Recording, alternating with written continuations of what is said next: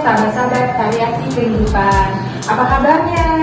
Amin ya, semuanya tetap sehat, baik-baik, dan sejahtera.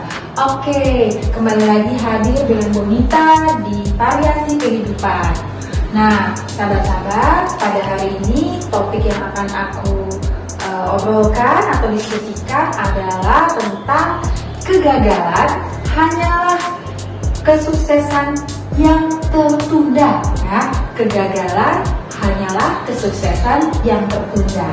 Nah, siapa di antara sahabat-sahabat yang dalam hidupnya sama sekali nggak pernah ngalamin kegagalan? Ada? Oke, pasti nggak ada ya. Semua orang di dunia ini pasti dalam hidupnya akan mengalami turun naik, jatuh bangun dalam kehidupan. Ya, salah satunya dalam kehidupan kita mengalami yang namanya kegagalan. Nah, tapi jangan takut ya sahabat-sahabat. Yang namanya kegagalan itu kan sebetulnya pembelajaran dalam hidup kita supaya kita bisa menjadi yang lebih baik lagi di kemudian harinya. Makanya topik aku adalah kegagalan hanyalah kesuksesan yang tertunda. Karena pada dasarnya setiap orang di dunia ini Tuhan ciptakan ke dunia bukan untuk menjadi seorang pecundang, tapi jadi seorang pemenang. Dan pastinya Tuhan akan membuat kita jadi orang-orang yang berhasil. Tapi tentunya butuh diri kita, niat kita, kekuatan kita, kemudian kemampuan kita, gimana caranya untuk mencapai kesuksesan tadi. Setuju ya sahabat-sahabat ya? Oke. Nah, jadi gimana ya caranya untuk meraih kesuksesan tadi? Jadi pada saat sahabat-sahabat mengalami kegagalan dalam hidup ini, mau itu gagal baru sekali, 2 kali, 3 kali, ataupun berkali-kali, ya, bukan berarti sahabat-sahabat tidak akan pernah mencapai kesuksesan. Sekali lagi, Tuhan itu hadirkan kita ke dunia ini bukan jadi pecundang, tapi jadi seorang pemenang.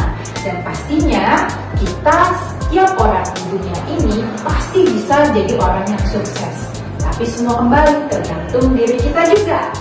Nah, sahabat-sahabat mau tahu lebih banyak ya gimana caranya pada saat sahabat-sahabat mengalami kegagalan dalam hidup, sahabat-sahabat masih mau terus bertumbuh, terus bangkit, terus bangun gitu ya, dan terus mencapai yang namanya kesuksesan. Nih, aku kasih tips-tipsnya ya. Di sini sama-sama ya, kita sama-sama belajar, kita sama-sama berbagi ya. Bukan berarti aku adalah orang yang super hebat gitu ya, tetapi aku juga mengalami berbagai macam kegagalan dalam hidup, jatuh bangun, turun naik. Tapi itulah yang menguatkan aku hingga detik ini gitu ya. Dan aku tetap punya keyakinan gitu ya, bahwa kesuksesan itu pastinya akan selalu menghampiri kehidupan kita semua. Oke ya, aku share boleh ya. Nah, jadi yang akan aku share ini berdasarkan pengalaman pribadi, juga berdasarkan pengalaman dari orang-orang sukses, dimana aku suka belajar dari mereka gitu ya. Aku juga suka baca buku gitu ya.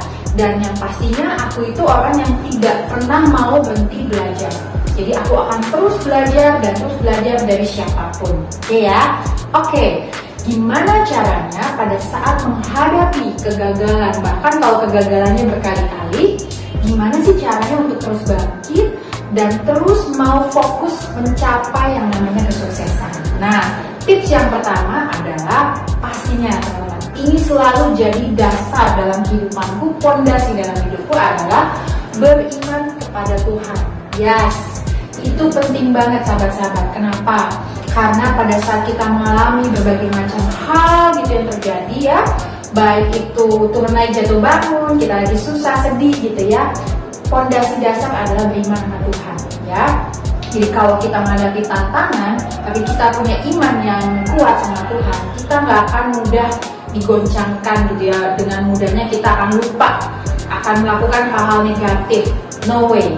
Tapi kalau kita punya iman yang kuat sama Tuhan, kita percaya bahwa setiap hal yang terjadi di dunia ini atas seizin Tuhan, dan pasti ada pembelajaran berharga dan positif ya atas semua yang kita alami tersebut.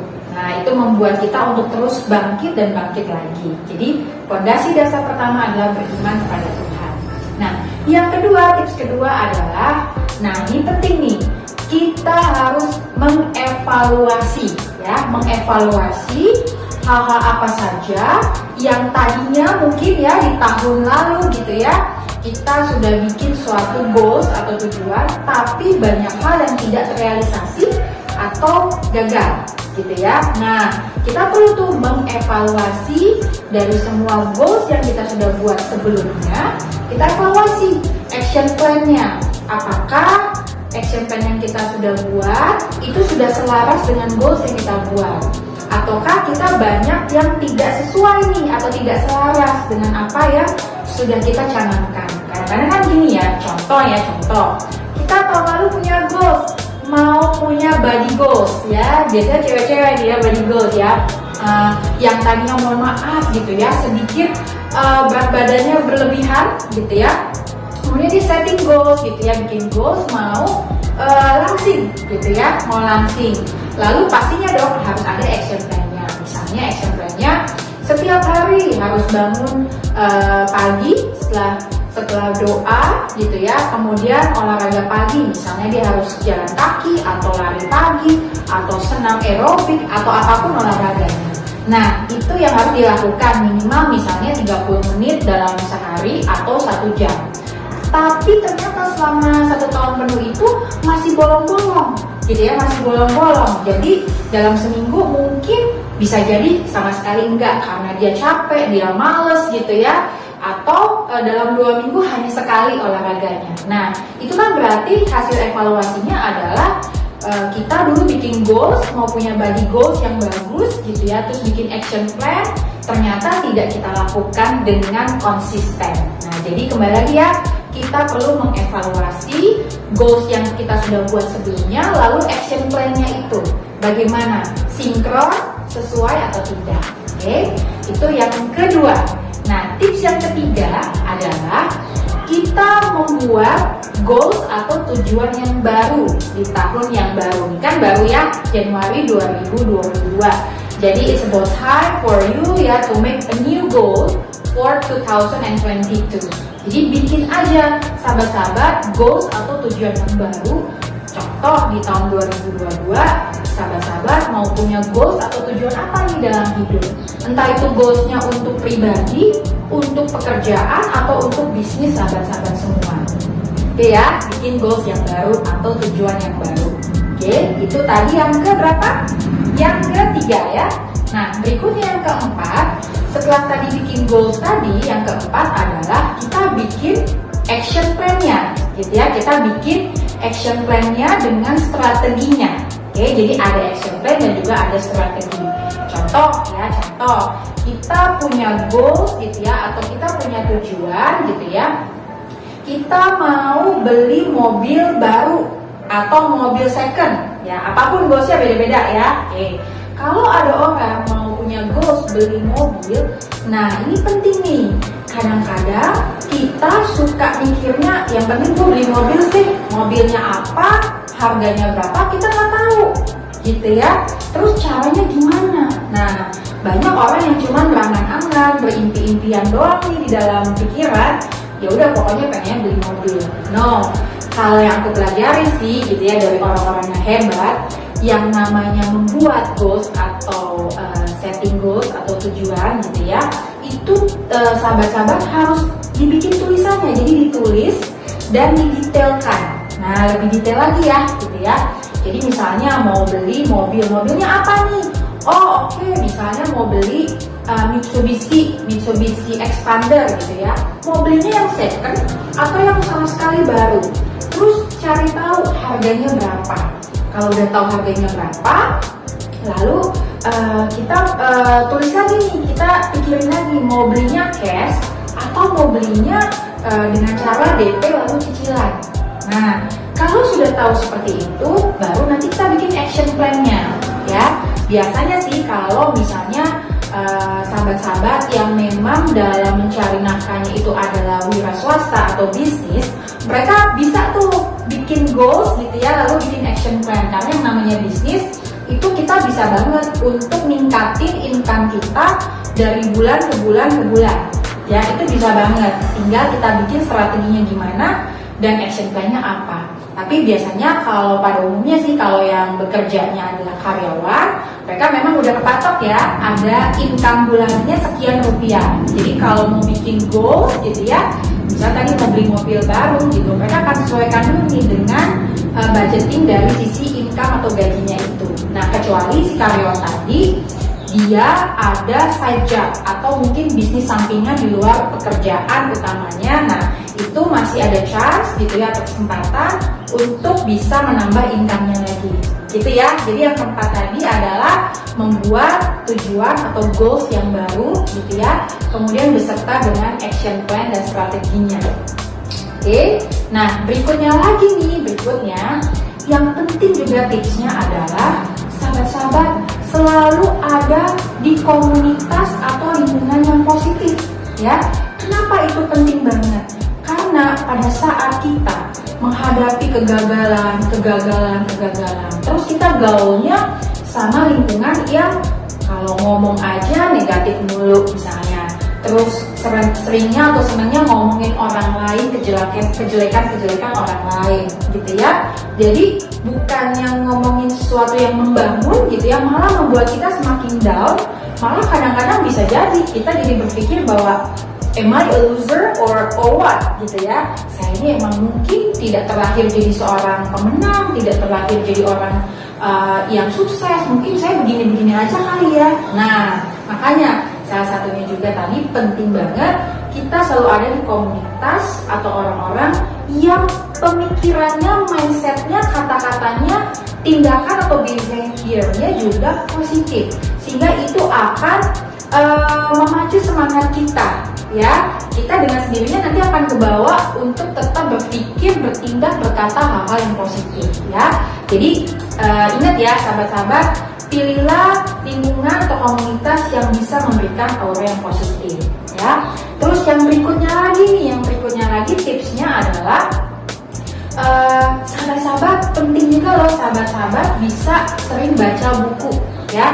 Buku-buku baik itu buku motivasi, buku kisah sukses, perjalanan pengusaha-pengusaha sukses, perjalanan siapapun orang-orang gitu ya, yang memang dulunya mungkin nobody jadi somebody ya, dari zero to hero gitu ya.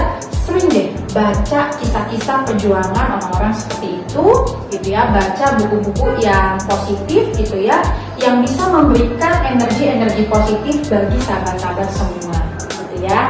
Nah, dan pastinya tips juga yang berikutnya adalah sahabat-sahabat coba deh cari seseorang gitu ya yang bisa jadi mentor atau coach dari sahabat-sahabat. Gimana caranya untuk bisa bangkit terus nih dari kegagalan untuk meraih kesuksesan. Nah, itu boleh banget loh kalau kita memang punya coach atau punya mentor yang nantinya bisa membantu kita, mengarahkan kita, membimbing kita, mengevaluasi apa yang sudah kita kerjakan gitu ya, untuk meraih kesuksesan tadi gitu ya. Nah, coba cari orang yang tepat, kira-kira siapa. Nah, kalau kayak di industri yang aku tekuni, di bisnis yang aku tekuni sekarang ini, memang kita ini punya ada coach atau mentor gitu ya, yang memang sesama pebisnis gitu ya, kita saling berinteraksi, saling berkomunikasi, dan saling memberikan hal-hal yang positif. Jadi mereka tuh kayak yang ngebimbing kita juga, gimana caranya di tikungan mana gitu ya, kalau ada kondisi seperti ini, masalah seperti ini, nanti jalan keluarnya seperti apa. Nah, itu kita ada di bisnis kita ini gitu ya. Oke, aku rasa sih kurang lebih itu sih yang aku juga lakukan sampai detik ini. Karena bagiku yang namanya kegagalan ya, sekali lagi itu hanyalah sebuah penundaan untuk mencapai kesuksesan. Karena setiap orang pastinya akan jadi pribadi-pribadi yang sukses dan berhasil, tapi itu semua tergantung kitanya, respon kita. Kita mau terus bangkit atau kita mau tetap di bawah, kita lemah lesu gitu ya, kita nggak ada spirit lagi, atau kita memutuskan untuk terus bangkit ya, terus bangkit dan pasti terus bergerak untuk mencapai tujuan-tujuan dan impian kita. Oke ya, Sahabat-sahabat variasi kehidupan, semoga apa yang aku sharing ini bisa menginspirasi buat sahabat-sahabat semua. Dan pastinya nih, bisa sahabat-sahabatkan lakukan, bisa sahabat-sahabat terapkan di kehidupan nyata. Karena apa yang aku share tadi, tips-tipsnya itu benar-benar kejadian dan terjadi di aku dan juga terjadi di orang-orang yang sudah sukses, dimana aku suka belajar dari mereka. Kurang lebih tipsnya sama seperti yang aku sharing pada hari ini.